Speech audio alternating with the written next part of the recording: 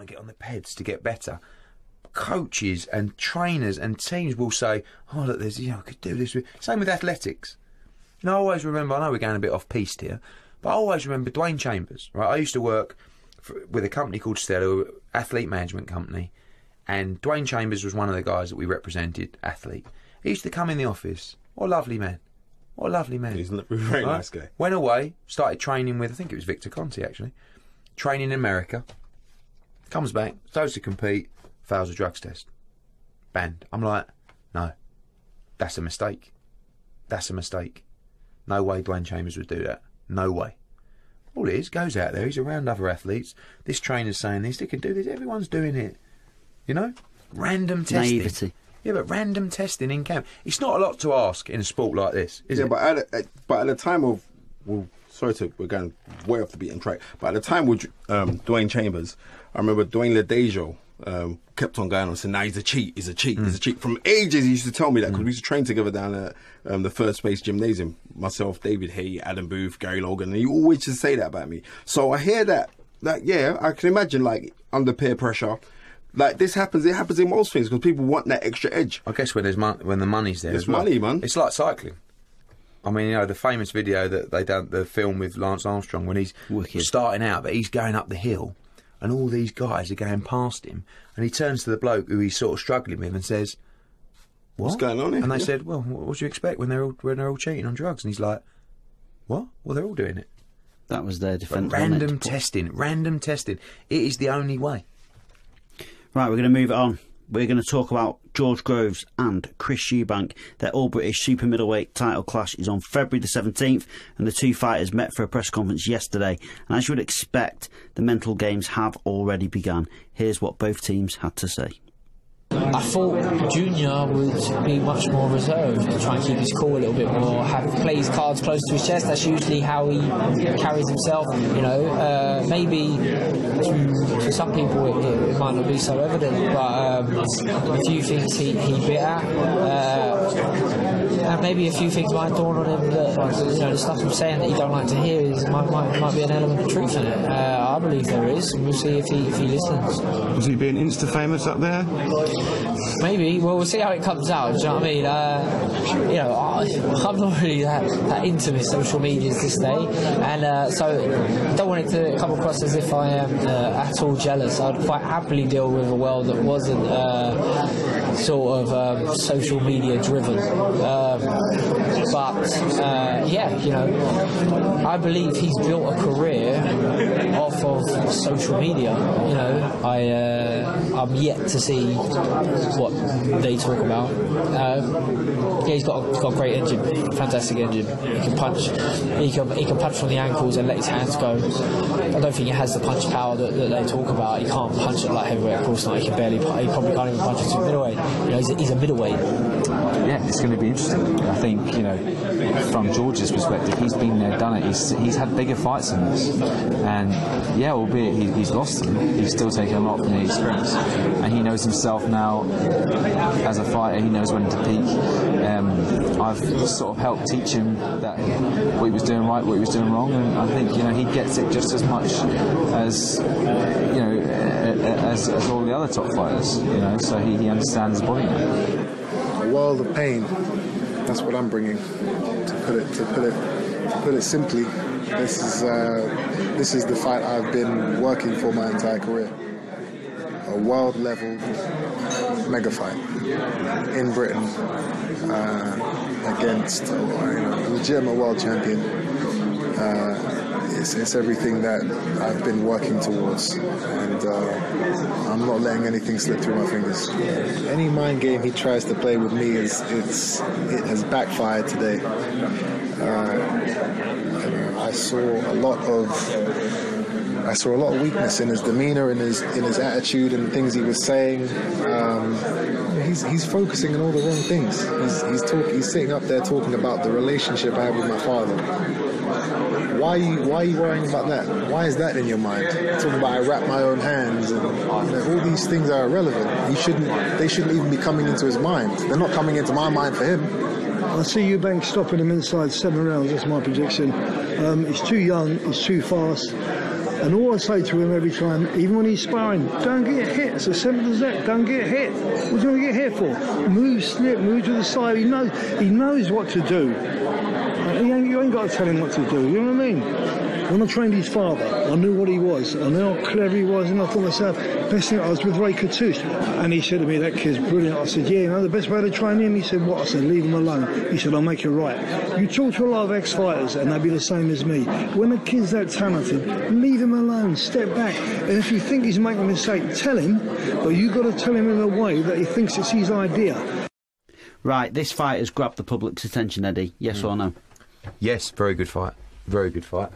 You've got it to not be involved? No, not really. People say, it's on social media, you're not in. No, it doesn't. Honestly, maybe 5 or 6 years ago, maybe I would have been. Wait, sorry, Eddie. You're not involved. You get. Exactly. That's only like what I get most of. But I think maybe 5 or 6 years ago, maybe I would have. But I'm involved with Calla in the series. You know, we work quite closely on it, and I do have a. So you're going to go? Yeah, I'll go. Yeah, definitely. And I like the Super Series. I like Kelly Sowland. You know, I keep saying in interviews, I haven't reached the bitterness stage yet. You know, where boxing business. Wait, stop for a second. What bitterness stage? I know what you're getting at. Is this the stage where, because you know at what the it is, beginning, Spence, everyone right, wanted you to succeed, and now they don't? No, it's more like boxing is, you know, the boxing promotional business, right? Is, I won't say the, I'm not allowed to swear, am I? Full of itches. Is the is an SHIT business, generally. Don't get me wrong, the highs are unbelievable. You've had it with your boys winning titles. The highs are unbelievable. The lows, they hurt. They make you miserable at home. They probably don't make you be a great husband or dad for that specific moment of time. It's impossible. Well, maybe we're different. But listen, when I come home and Hey Bellew has fallen through, I can't imagine that I'm the nicest geezer to have around the house. Do you know what I mean? And it shouldn't really be that way. What I'm saying is that's why that boxing, out my book, my friend. Boxing available at Waterstones and all that. But what I'm saying is, boxing can poison you. It can make you miserable over time. Okay, and too many people in the sport of boxing are too bothered about them and other people and who's doing what. And whereas I always feel, and I definitely didn't feel like this when I was younger, but I think this is something that Spencer will preach big on. I wish and I honestly mean this, even people that are competitors, I almost wish them success. Why are you stealing my page? You see this guy? I told you about my page. Because I feel like karma will come back. Like when I've said this in a Coogan interview before, and people are like, what? I used to play in a cricket, right? I played, well, you wouldn't believe it, right? But I played for Essex at quite a high level. But when I was very young, I'm talking like 12, 13, I would be in the same team. No, I was a batsman, actually. You're a batsman? But I would be in the same team. Like, say I'm number 3, right? And number 4 goes out, right? And I'm not overly proud to say this, but I'm just being honest. And maybe other people might have thought this as well. But he was a competitor of mine for that position. I really wanted him to get out. You know what I mean? And I don't know whether that's good or bad, but, you know, like, this is a team game. Yeah. Really, I should be thinking, oh, this guy goes on and get a century, like, and we win the game. But I don't know what it was. I'm just being like, in me, I would think, I wouldn't be like, get out, get out, get out. But I was thinking, like, you know, if he gets out here, ain't the end of the world, is it? You know what I mean? Then I'll step in. Exactly. But that now, you're a sport rich kid. Exactly. Yeah. Maybe that is. Listen, maybe that is. Maybe that is it. Maybe that is it. But no, it's not. Maybe that's what it is. Maybe. But now, honestly, if I'm, you know, people like, I went to school with Frank Lampard, right? He was in the year above me. And he never excelled at football, but he worked really, really hard, right? And I remember when he first cracked it, I was like, yeah, I was a little bit pleased with him, but sort of deep down I was thinking, bloody hell, how's he gone and done that?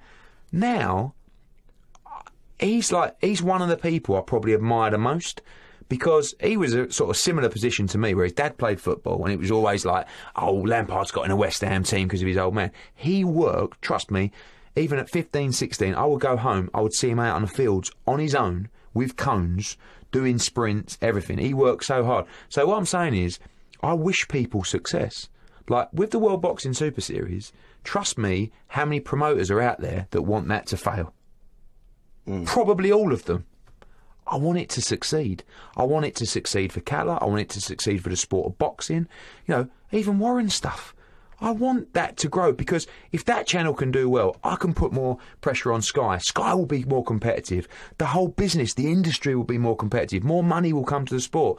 So I just feel like if you want people to do well, then that success will come back to you as well. And it feels like I've just said a Spencer Fearon line. You have just said it, but it's all right. But maybe that just comes with maturity. I don't know. No, for real, because I remember how you were when you first come into business, and I remember the stick that you used to get. And you used to get mad stick. Yeah, but it's not like the stick I get now. No, I know. When I first come in, now. But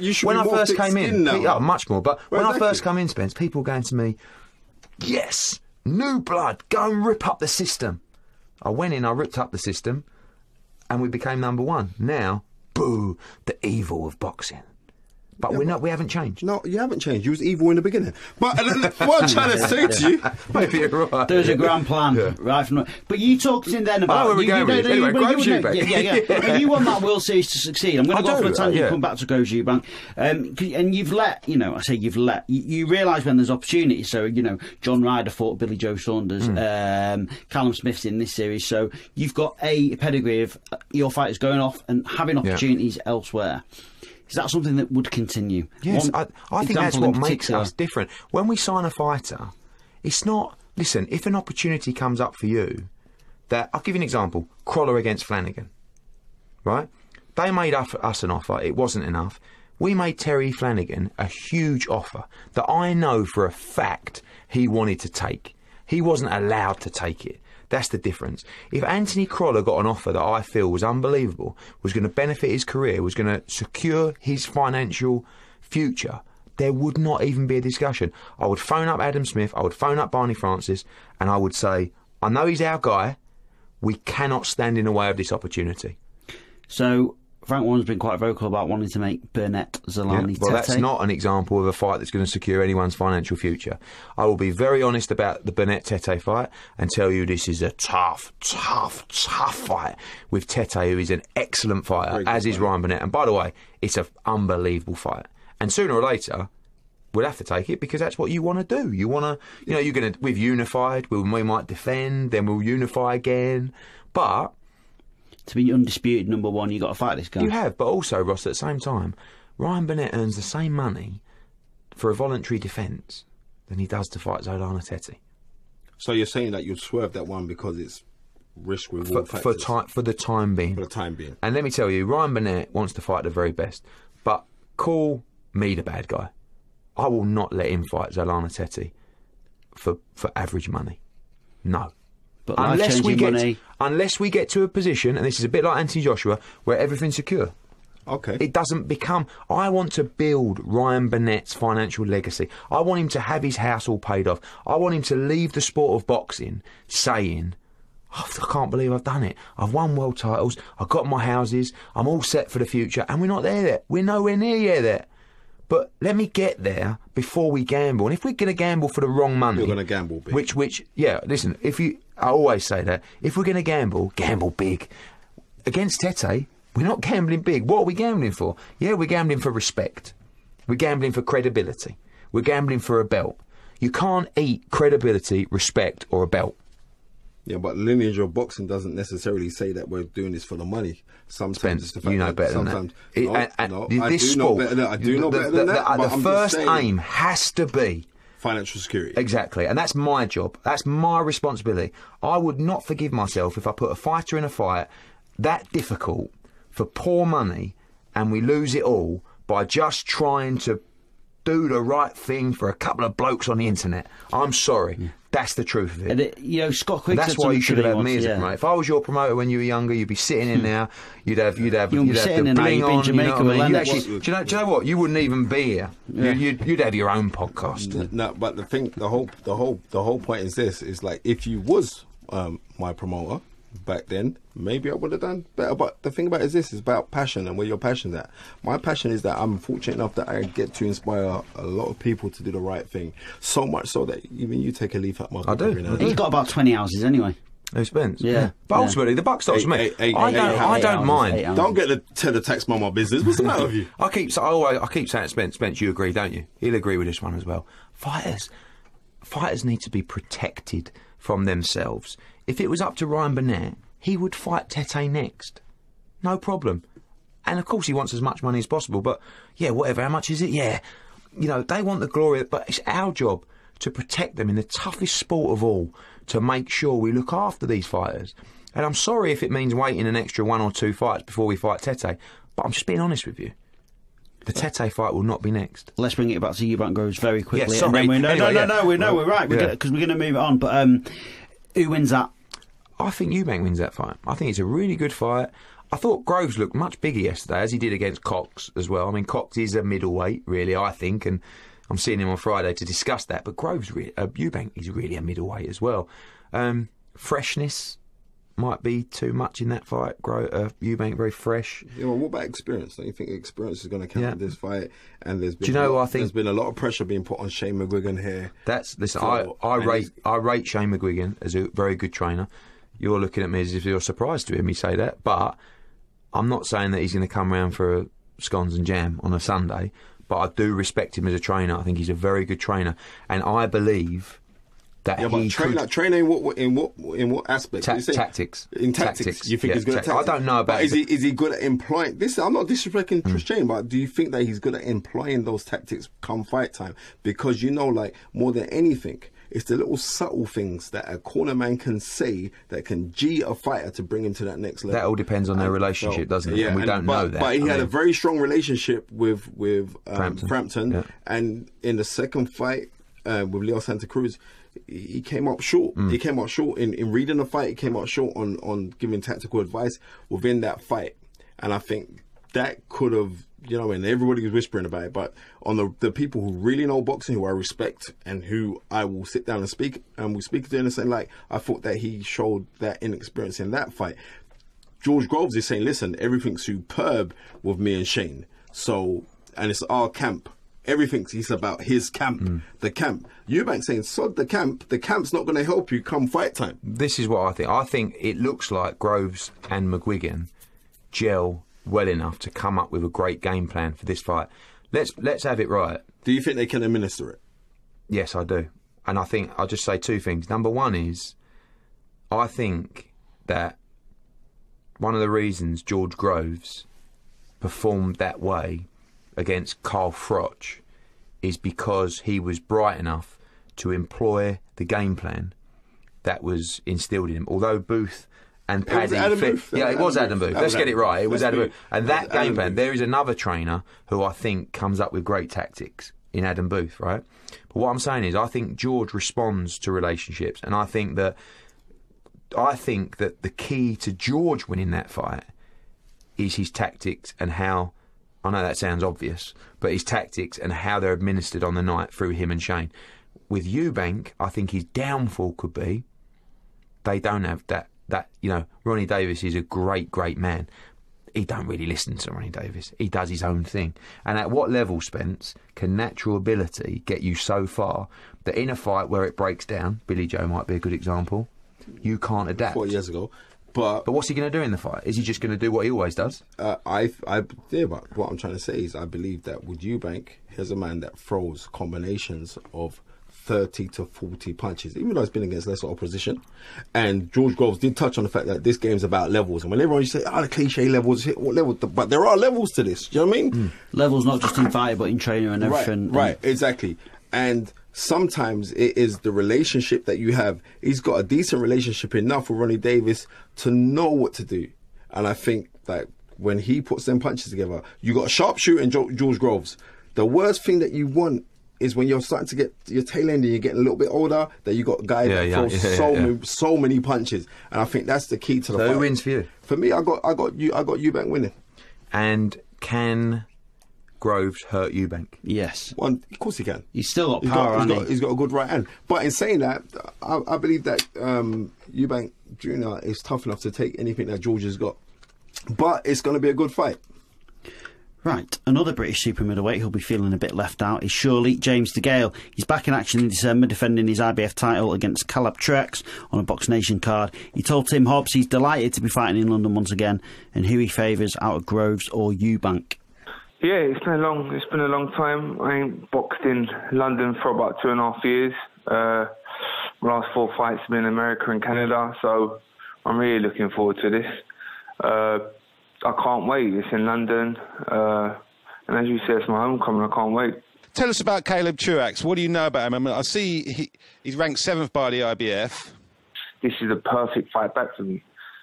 He's challenged for a world title before. It's his chance, but this is the danger. Like, these are the dangerous ones, Tim, if I'm being honest, because they've got nothing to lose. They've got to go in there and they're going to give it their all. And he's going to try and take my world title away because he's the underdog. So I've got to be switched on once again, and I've got to perform, if I'm being honest, because it feels like I'm due a standout, dominant performance. I need a performance like that where people go, "Oh wow, yeah, well, wow, that was a good fight." Like it was his shoulder. So yeah, I'm looking forward to putting on that performance and shocking people. I guess 2 fights in a year isn't enough for someone as you, James. And let's you're not taking Truax lightly. But what is your plan for 2018? Would you like 3 or 4 next year? Would you like to stay in the UK and fight?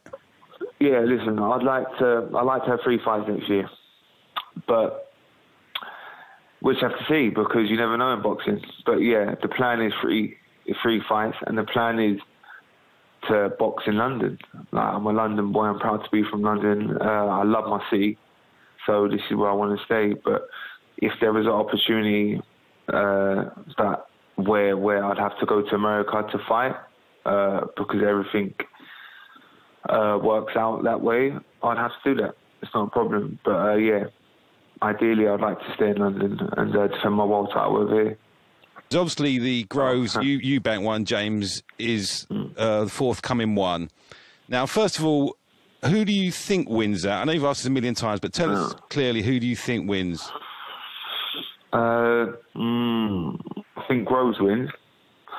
It's a good fight, a competitive fight, but I think Groves wins, yeah. I think his experience, he's a massive super middleweight. I think Groves will be winning the first 6 rounds pretty easy. I think Eubank will come into the fight, and I think Groves wins it on points. Who do you want to win it, James? I'm not fussed, but I would like Groves to win because it just sets up that massive fight with me and him at the end of next year. We've both got world titles now. We've both got some good wins under our belt. And yeah, I'm recognised number 1. A lot of people say he's number 1, so yeah, I'm hoping he wins and we can fight next year. So James DeGale wants George Groves to win because he wants to fight him again. Can you make that fight in the future? Well, I know James has got a 1-fight deal with Frank Warren. He asked us to put the fight together for December, but you know, I knew the level of opposition he wanted to face, and rightly so, by the way. He's coming back for an injury, but the numbers just didn't make sense for me. So he'll do this one. Hopefully we can work together in the future. There's some big pay-per-view fights out there for James DeGale. We actually, ironically, we were trying to make the Callum Smith fight before he got injured, and then we had a chance to make the George Groves fight as well. But sort of James always had that bee in his bonnet about Groves, like in terms of what he should get. And it's funny to hear him talk now, actually talking that fight up and saying, all we got to do is 50-50. So Groves has sort of come up on the blind side now. And, you know... Because he's gone on and won that world title that I guess some of us thought he never would. Do you know what I like about George Groves is, when he boxed Chudinov, he had a choice to box James DeGale for 60-40 or fight Chudinov for, well, I'll be honest, the purse was decent, but it was small money, really. But he backed himself to go and beat Chudinov, and now he's in a really good position. So, you know, George Groves has made a lot of interesting career choices, but more good than bad. Whereas you flip that onto James DeGale, I think he's made some poor career choices. But he's still IBF world champion, and he still has the opportunity to be in some major UK stadium fights. Also on that bill, obviously, is Lee Selby. And when you talk about career choices, do those career choices hurt in some way? Because you guided them to a degree to that world title level, and then seemingly the minute they had the world titles, they jumped ship and were advised by Al Heyman and that kind of stuff. So, do you feel that they owe you something? Or? No, listen, at the end of the day, mate, I'm just a fat promoter, and these blokes are going in there, blood, sweat and tears, and putting, you know, essentially their health on the line to fight. So no one owes me nothing. I'll do a great job for you. I'll always give it 110%, but ultimately, these guys are the guys putting the work in, not me. So that's number one. Number two, when you talk about bad career choices, there should be no greater example to the sport of boxing than Lee Selby. I say we guided Lee Selby to a world title because the work that Chris Sanagar and Jamie Sanagar had done in was incredible in the early days of putting him on small hall shows, investing in him, and we picked it up at a stage when Lee Selby was an outstanding fighter, but his profile was very, very small. We built that profile. We boxed him all over the country. We put him in a final eliminator with Joel Brunker. We gave him the world title shot on pay-per-view at the O2 against Gradovic. He put in a great performance, stopped him to become world champion, and then finally, the chance to make Lee Selby a star. And what did he do? He went and decided to box in America for, don't get me wrong, for more money, but with no activity, boxing once a year. When you look at the cumulative money he would have earned over here, much, much more than in America, versus the increase in profile, being a star, you know, but it's the American dream, isn't it? And do you think you could have got people to buy into that Welsh Mayweather thing? Yeah, we were there. He just beat the world champion. Gradovic, he looked superb. Exactly, and it was like, wow, Lee Selby is a star. Look at where he's gone. Backwards after backwards. He's gone to America. He boxed on a Wednesday night in Phoenix. I was there. It was an average performance. I think he boxed once that year. He had like a 10-rounder. Then he boxed Hunter. And Lee Selby is an exceptional fighter. He's a very good bloke, and he knows deep down, you know, he made a poor choice. But he got paid well for the very few fights that he had in America. But ultimately, people talk about the American dream. There ain't no American dream, and not when it's all here staring you right in the face. And you know, I think Lee Selby's in a position now where he's having to he'll fight Warrington up in Leeds or something like that. But listen, one thing I will make clear: exceptional fighter and very nice man. Right, we had an action-packed night of boxing in New York last Sunday, and Sergey Kovalev proved he has plenty more left to offer in the light heavyweight division. Our very own Michelle Joy Phelps spoke to Sergey as part of a US roundup. She also got the latest on all the Mayweather gossip. Hi, Ross, Spencer, and Eddie, and hey, fight fans. This weekend, we witnessed the Crusher make his return to the ring and crush Shabransky, knocking him down a total of 3 times in the first 2 rounds before the referee stopped it at the 2-minute and 36-second mark in the second round. Now, Sergey Kovalev was out to make a strong statement since changing trainers and coming off with back-to-back losses against Andre Ward. Now, he spoke on the rift with John David Jackson, dissing him and discrediting him, and ultimately why he decided to let him go. With John, I did myself. John didn't do nothing, I don't want to explain why, If I got success with John, okay, he was with me, close with me, no problem. I follow on my road, like a driver with a passenger. Now, Kovalev is set to return to the ring March the 3rd at the Madison Square Garden. His opponent is yet to be announced. Now, it's been 16 years since Miguel Cotto made his pro debut, and on December the 2nd, he will bid farewell to the fight game as he takes on Saddam Ali. Now, he spoke with the media about his decision to retire and put his family first. When I arrived in boxing, when I became a boxer, I was alone. I just was in at my parents' house. Now I have family. And I have to think in them too, and I have to put them first. Next year, let's say Canelo or Triple G calls up and says, I want to fight. What would you think about it, or you're done from what you know? They can call each other. Now, rumors are swirling. Is Floyd Mayweather considering a return to the ring? I'm not entirely sure where this rumor started. I mean, I'm guessing perhaps it was because he uploaded a video of himself working out in the gym, but he made it super clear, guys, that he is not making a return. Now, he spoke with Fight Hype saying, "I'm happily retired. I'm not fighting no more, no matter what the price is." You know, after you've made several $100 million in just your last fight, it's pretty safe to say that he has no need to return, and I suppose no amount of money can bribe him to change his mind. I guess we can sort of end the Will Mayweather comeback talk, well, for at least a few months.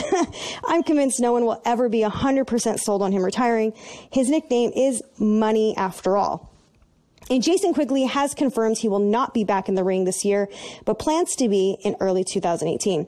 In a statement released through his management, Sheer Sport, Jason has made the decision to give his hand extra time to heal from surgery and come back stronger next year. And Oscar De La Hoya isn't the only one trying to get some of that McGregor money. Manny Pacquiao wants some because he tweeted to Conor wishing him a happy Thanksgiving, asking him to stay fit, ending it with the hashtag #RealBoxingMatch2018. And Lucas Matisse and Jorge Linares are making the returns January 27th at the Forum in Los Angeles, but not against each other. The two exciting fighters will kick off 2018 in a double main event promoted by Golden Boy and shown on HBO. Linares will be facing Mercedes Gesta, and Matisse will be facing undefeated Thai star Tewa Kiram in a 12-round battle for the vacant WBA welterweight title. Now, that is all for my U.S. Roundup. Behind the Gloves will be at Coda vs. Ali this weekend, so I'll have some inserts for my segment next week. If you'd like to see the full interviews for my segment, you can always make your way over to my YouTube channel by searching Behind the Gloves. I hope you guys are well in the studio, and I'll see you guys soon. Bye, fight fans. Eddie, would you like to see Bivol and Kovalev? Oh, yeah. Love that fight. Who you got in that fight? Probably Kovalev at the minute. No, I've got Bivol. Really? Yeah, I really rate Bivol, but I just think... Do you know Kovalev got quit inside of him. Yeah, yes, and that surprised me. And vodka. Kovalev's got quit inside him. This is what I talk about, where it's like, it was Marvin Hagler, wasn't it, who said it's very hard to wake up and do your morning run when you're wearing silk pyjamas. Yeah. But did Kovalev... Do you got morning runs, do you? In my silk pyjamas. You're wicked, I like. That's a spud. That's another spud. But what I'm saying is, I don't like it anyway. Did Kovalev have that quit in him pre the money? I don't think he did. No. But I'm saying, when you're being outskilled by somebody that you think is not maybe outskilling you, and I got robbed in the first fight, and you're getting outskilled. Fighters know when you're being demoralized like that. There's two things you're gonna do. You're either gonna say bite down on your gum shield and I'm gonna give it everything you got. If I get knocked out, I get knocked out. Or you're gonna get caught with shots like he did in that round when he got wobbled before, and then you think. And he quit. He had quit, but the quit was taken out. It was beaten out of him. It's not like he just I want to quit. It got beaten out of him. Frustration by skill. And when you look at what Kovalev did to Shrabinsky or Shrabansky, you realise how good Andre Ward is. Yeah. Do you know what I mean? No, I don't need to realise. I don't have to justify anything. I've got to look at what the guy's done right throughout his whole career. I don't have to look at what he did.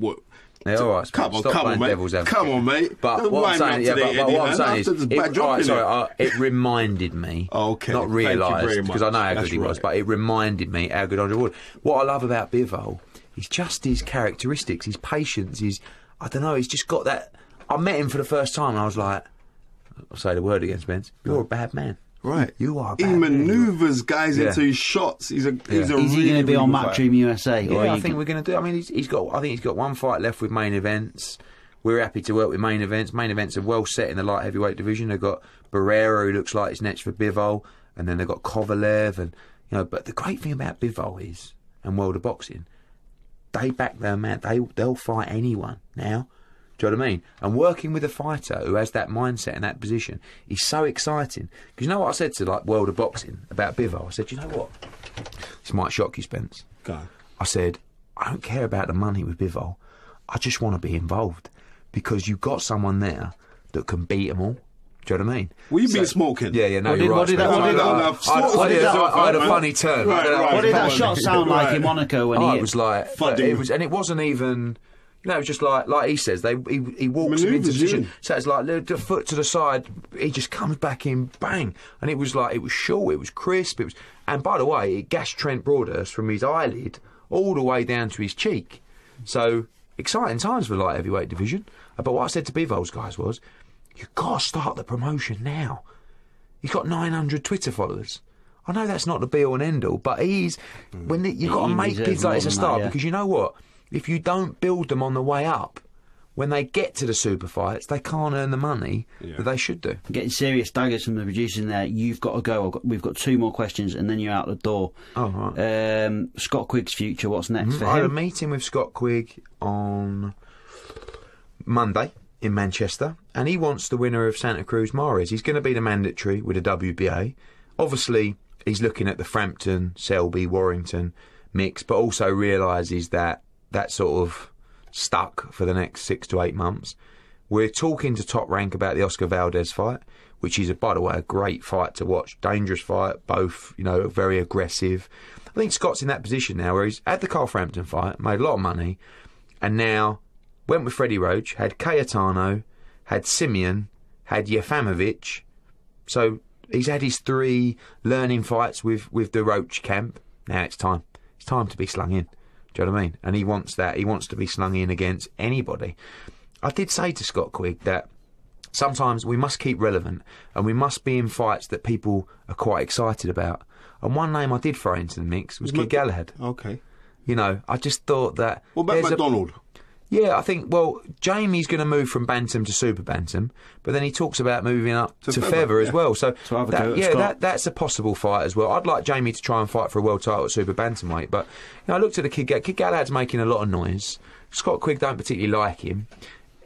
Kid Galahad's very good at winding people up. And I just thought, that's a fight I'd like. I'd like to see, I'd tune in to watch that fight. I'd buy a ticket to watch that fight. Make it happen. We have to look at that, and Kell Brook will be returning.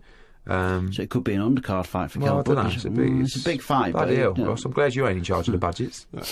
No, seriously, you know what I really think? I think maybe for Kell Brook, if you could, hopefully Cottle gets his win, and then you could make Cottle versus Kell Brook. Yeah, that's the fight. That's the fight. Cotto is going to retire. Maybe, money. But, you know what I mean? Yeah, but you say Cotto, I say Kodo. I never get. It's just a bit of a strange bow out fight, isn't it? I mean, Saddam Ali's not. He ain't. He's decent, but it's just this weird bow out fight, isn't it? He used to be in the gym with Saddam Ali. Used to be in the gym with Jacobs. I remember them guys like 10 years ago. But it's just a strange bow out fight. Yeah, and finally, are you embracing the panto villain role and the booing? AJ said to me yesterday, we are going to turn this around for you. I was like, mate, you ain't going to turn it around. But what he's done now is every time he talks about me, he goes boo to the crowd. So it's becoming more panto villain. That the person it's really affecting more than anyone, and I hope that anyone listening who boos me can take this into consideration. My mum. Oh, bless. Son, what, don't they realise how hard you work? Why are they... But I said, Mum, don't worry about it. It's all like jest. No, but it's disgraceful. It's disgraceful. So, please, if you have booed me in the past, just remember that if you don't boo me next time, you'll make my mum a very happy lady.